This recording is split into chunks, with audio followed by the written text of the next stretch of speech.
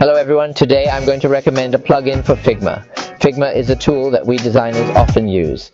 This tool can convert our two-dimensional vector graphics into three-dimensional form. Remember that it must be a two-dimensional vector graphic. Then this plugin can allow us to edit its benchmark parameters, including these angles, materials, renderers, and extrusion forms. This is a global modification mentioning a certain element. Including these elements can be adjusted. For example, we drag the height of this piece. These can be adjusted. It is really very powerful, including we can try it here. For example, I add this to give it a glow. This element will become a glowing form. There will probably be a progress bar when it is rendering. You can see the approximate rendering time here.